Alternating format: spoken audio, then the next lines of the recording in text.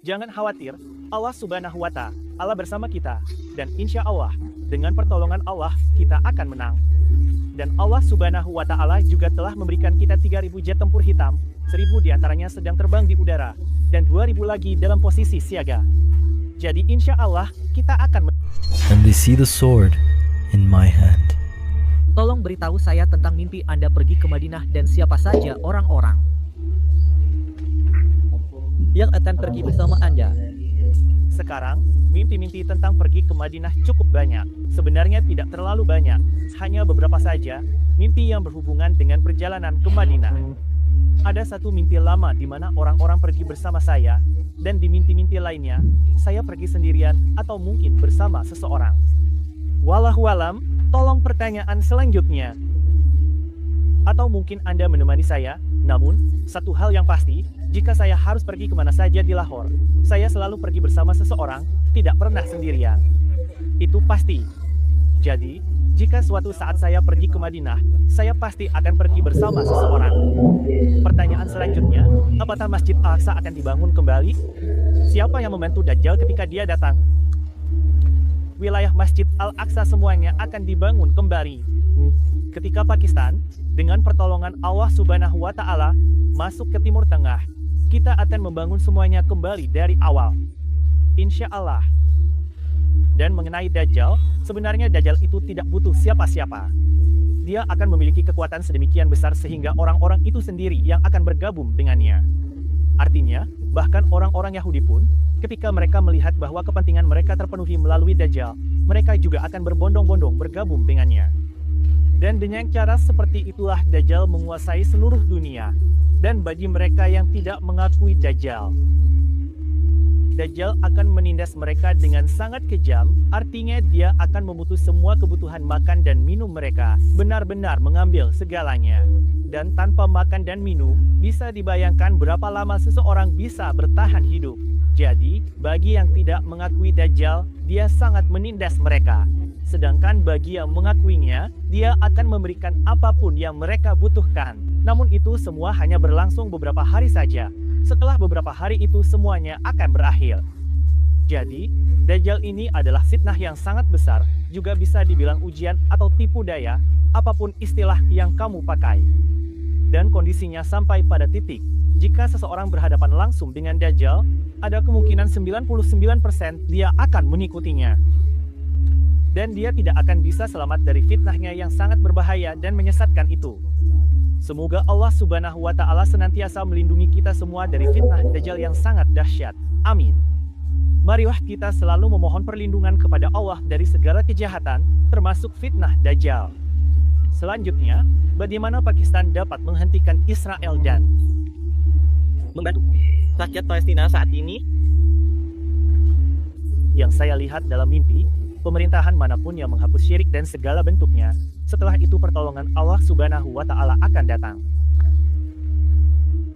Begitu kehancuran mulai terjadi di Timur Tengah atau di tempat lain, mereka pun tidak bisa berbuat apa-apa. Jadi, lupakan saja jika umat muslim bisa melakukan sesuatu sebelum Ghazwatul Hind, karena dari apa yang saya lihat dalam mimpi, dalam Perang Dunia Ketiga, dimanapun, Dajjal selalu ada di baliknya. Jadi, saya juga pernah melihat dalam beberapa mimpi bahwa Dajjal itu datang 2 kali. Pertama kali, saat tingkat kekuatannya itu di level 2, atau semacamnya, entah itu lebih rendah atau lebih tinggi. Pada saat itu dia datang, tapi dia punya kepercayaan diri yang begitu besar sehingga dia berpikir bahwa dia bisa menguasai segalanya. Dia berpikir akan berhasil mencapai tujuannya, tapi ternyata tidak bisa. Dan atas izin Allah Subhanahu wa Ta'ala, dia pun dipenjara. Dia dipenjara selama bertahun-tahun, dan selama masa itu, masa damai berlangsung, di mana Dajjal masih dalam penjara. Lalu tiba-tiba dia keluar dengan kekuatan penuhnya, dan saat itulah dia mulai membuat kehancuran. Jadi, pemerintah manapun hanya bisa melakukan sebatas mengevakuasi orang-orang dari sana. Jadi mereka hanya bisa membawa orang-orang itu ke Pakistan, hanya itu yang bisa dilakukan. Lainnya, lupakan saja memberi bantuan atau melakukan hal lain karena apa yang sudah saya lihat dalam mimpi saya. Bahwa menyelamatkan Pakistan itu sangat penting.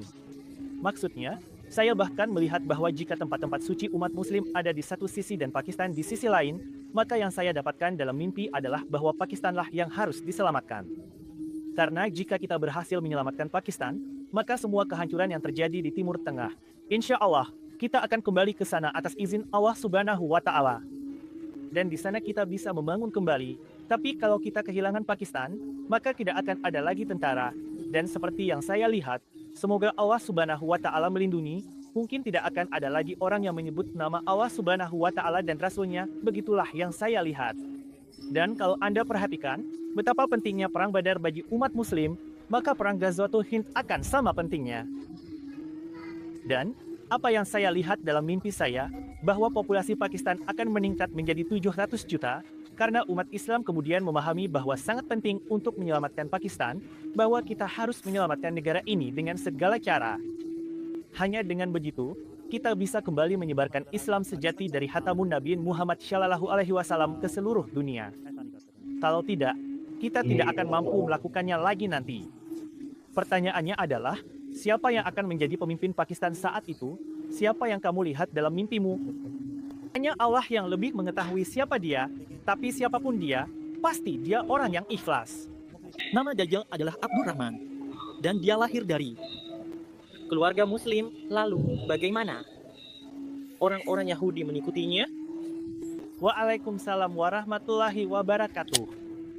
Benar, saya melihat namanya Abdul Rahman dalam mimpi saya. Sebenarnya, orang-orang Yahudi akan selalu berusaha mencapai tujuan mereka, entah itu melalui Dajjal atau orang lain. Bahkan jika itu Dajjal, mereka akan tetap mencari-cari kaitan bahwa dia berasal dari keturunan mereka. Lalu, orang tuanya menjadi Muslim, sehingga dia pun menjadi Muslim, tetapi akhirnya dia kembali lagi kepada mereka. Jadi, kalau Anda perhatikan, orang Yahudi melakukan berbagai macam hal di dunia ini demi mencapai tujuan mereka. Mereka juga yang membentuk Illuminati dan banyak organisasi lain seperti itu. Jadi, siapapun yang ada di depan, tujuan mereka tetap sama. Di setiap zaman, mereka selalu mencari cara untuk mendapatkan keuntungan, dan mereka akan terus melakukan hal yang sama, mengikuti pola itu. Berapa lama Ghazwatul Hind akan berlangsung? Tahun lalu saya bermimpi tentang Perang Dunia Ketiga. Perang ini akan berlangsung hampir 4 tahun, dan di dalamnya terjadi juga Perang Ghazwatul Hind yang terjadi di akhir peperangan itu. Sekarang, orang-orang kafir berkata bahwa mereka telah menguasai seluruh wilayah, hanya Pakistan yang tersisa. Dan di belakang Pakistan, ada Indonesia, Malaysia, Bangladesh. Jadi mereka berkata bahwa kita juga akan menguasai mereka. Kita akan menguasai mereka dengan mudah. Dan memang, mereka adalah pasukan yang sangat besar yang semuanya berkumpul di India. Bisa dikatakan ada 100 negara, itu pun tidak terlalu salah. Mereka punya banyak sekali senjata, pesawat, dan segalanya, sampai-sampai orang-orang yang tinggal di Pakistan pun merasa takut.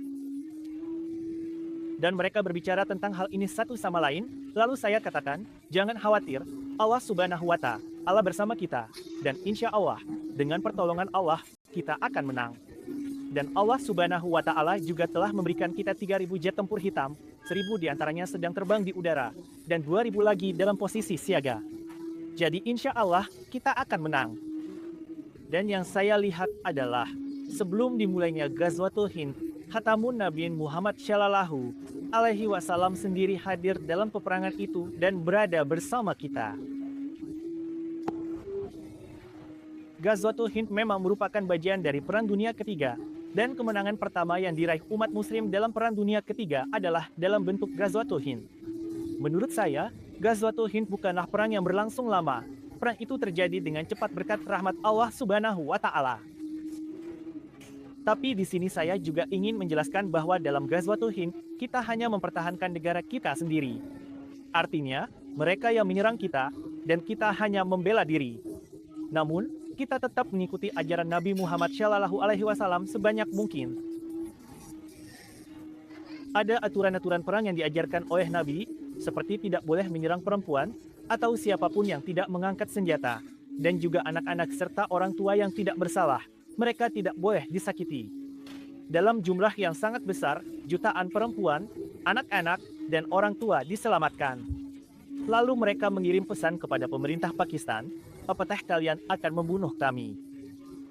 Atau melindungi kami? Jadi, pada saat itu, pemerintah yang berkuasa akan mengumumkan bahwa kalian boleh menikah 2, 3, atau 4 kali dan memberikan perlindungan kepada mereka. Dan tentu saja, pemerintah juga akan mengeluarkan pengumuman resmi dan mengatur segalanya. Dan setelah perang itu, saya melihat harga tanah-tanah menjadi sangat murah. Bahkan, dalam sebuah mimpi saya melihat seseorang pergi ke seorang makelar dan membeli sebidang tanah seluas 3.000 meter darinya.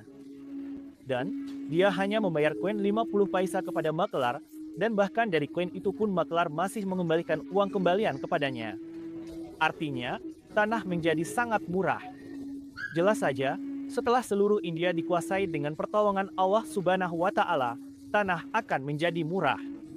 Tapi ada satu sisi negatifnya, yaitu yang saya lihat dalam mimpi adalah sekitar 800 juta orang terbunuh. Jadi, itulah sisi negatifnya. Dan di situ saya katakan, kami tidak memulai perang ini, kami hanya membela diri, dan memang orang-orang kafir itu sendiri yang ingin mati. Jadi, apa yang bisa kami lakukan di sana? Begitulah, saya melihatnya dalam mimpi.